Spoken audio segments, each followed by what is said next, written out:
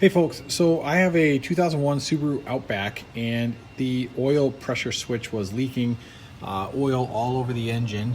And in doing some digging around and looking at it, the suggestion was to replace this oil pressure switch, which you can see I've actually removed.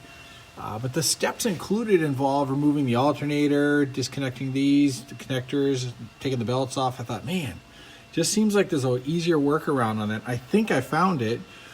So I just took my typical 1/2-inch ratchet with an extension, swivel, and then a 24mm socket on it, and put that down in there and put the twist on it, and sure enough, came right out.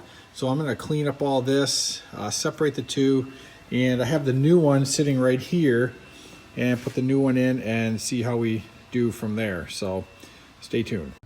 All right, so here we are, part two. I've been using the yellow Teflon tape. Obviously it says it can handle gasoline and petroleum and other things like that. So what I did is I put this back together. So here's the outer portion and the part that attaches to the car. This is the new part. This is the part that was already on the car. So I cleaned that off, buffed it off, put some tape around there. And don't forget, there's a, it's real hard to see here, but that second layer there is actually a crush washer, an aluminum crush washer. So as you're taking it out of the vehicle, you want to be careful that in that space down there, you're not leaving the washer. So pop the washer out. I got it on the end here. And then here's the sealer.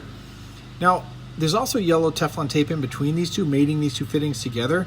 And then I noticed everybody else was using like RTV sealant and other things, and it was still blowing through that. So I kind of went a little overkill here and used JB Weld. So I think the next guy's gonna be hating life but hey, if I get 2 more years out of this vehicle and it's not spraying oil all over the front of the engine cover, I'll be happy with that. So I'll plug it in, see how it goes.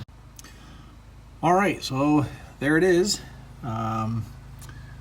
Fit in there, and it took a little bit of work to get it to hand tighten in there, and then once I got it hand tightened in, I was able to twist it down and get the connector back on. So we'll see if that gets rid of all the oil that keeps leaking around the top of the engine manifold here.